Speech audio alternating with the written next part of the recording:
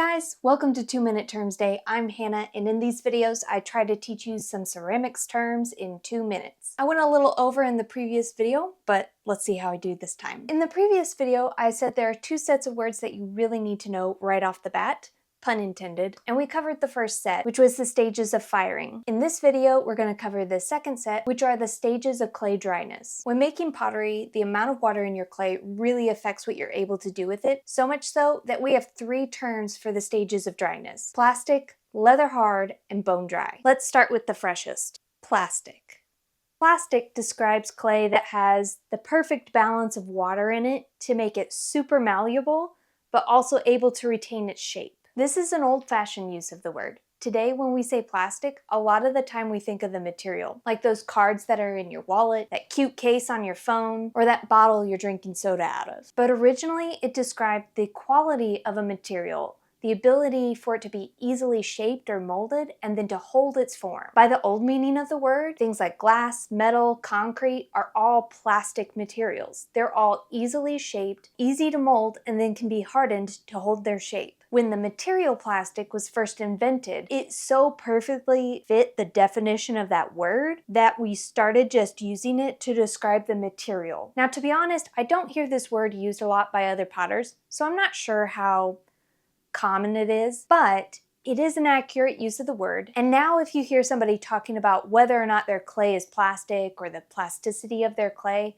you'll know that they're talking about its flexibility, its ability to be molded and shaped. So clay is plastic when it has just the right amount of water mixed into it to make it really easy to mold, but it can still retain its shape. If you buy wet clay, that's usually clay fresh out of the bag. And if you mix your clay, hopefully that's what you're getting to when you first make it. This is the stage you want your clay in whenever you start any pot, regardless of if you're hand building or throwing. You've got to start with plastic clay. But the method you're using, wheel throwing, or the type of hand building you're doing is going to determine how quickly you're ready to move on to the next stage, leather hard. I'm pretty sure the name of this stage comes from its similarity to working with leather. If you've worked with leather or you've seen a lot of videos of people working with leather, you'll see some similarities. Leather hard is the second stage, and it refers to clay that has dried enough that you can easily handle it without deforming it, but still malleable, so it can be bent some, but if you push it too far, it can crack or break. This makes it ideal for trimming the foot on wheel-thrown pots, adding attachments like handles to any pot, and if you work a lot in slabs, you might wait for your slabs to be leather hard before you even start assembling them. Having just one name for this stage of dryness makes it feel like it's all the same. The more pots you make, the more you'll realize that there's a lot of nuance to the leather hard stage. Early on, the clay is still pretty flexible. You can bend a slab, you can take a round wheel-thrown pot and stretch it into an oval, but still within that leather hard stage, the clay gets drier and becomes more brittle, and that same movement might cause the clay to crack or break. But those later stages of leather hard are better for surface finishes, things like carving and burnishing. Because the clay is stiffer, it holds a cleaner line if you're carving, and because less water is evaporating, it's going to hold a better luster if you're burnishing. When you make a pot, you're going to spend a lot of time trying to make sure it stays somewhere between plastic and leather hard. But when you're done, you'll be ready to put it out to dry to the final stage, bone dry. When I was prepping for this video, I really thought about the term bone dry, and I realized it's an old idiom. Dry as a bone, bone dry. It just means there's no water in it and that it's super brittle, which is true. That's exactly what this pot is, and I'm pretty sure that's where this term comes from. At this stage, all the water has evaporated out of your clay and it's ready to be fired. There's still some chemically bonded clay, but that'll come out when it's bisque. This means that it sounds different than leather hard clay, but it doesn't ring as clear as bisqueware. Bone dry is the stage where you're just waiting to load it in the kiln. Is also super fragile, so it's important not to do things like pick it up by the rim or put undue pressure on it.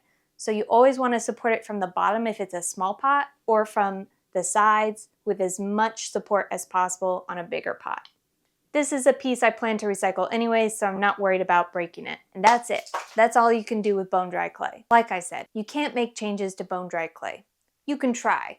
I'm sure every potter, including me, has accidentally let their pot dry out completely and then tried to make final changes to it just to save it. And you know, what's the harm? It's already a mistake. Why not? But you'll find that if you try to do things like carve on it, you might accidentally break it. It's going to create dust. It's not going to create beautiful clean lines. And trying to make attachments is going to fail. If you try to add attachments, there's nothing for it to stick to. In order to make an attachment, you have to add water or slip, which contains water. And when you do that, the clay particles are going to expand, and that's going to cause the pot to swell a little bit in that area, which can cause more cracks, and you might get them to stick. But as they dry, they're going to shrink back into themselves and pull apart, and that attachment will fail. The same is true if you're trying to decorate with slip, because slip is basically super wet, liquidy clay. Hey, that's kind of a bonus stage, isn't it?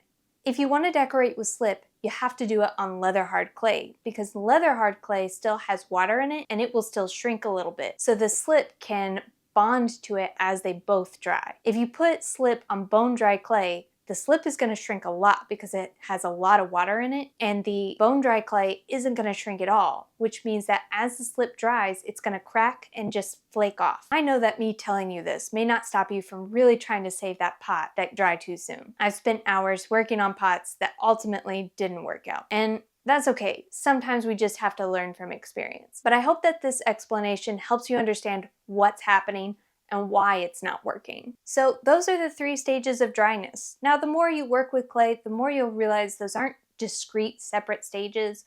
One gradually fades into the next one, but also you'll get better at identifying what stage your clay is in. The easier it will be to identify the differences in those stages and what you're able to do with your clay in each of them. So that's it for the stages of dryness. If you want to watch more in this series, we've got the playlist right here.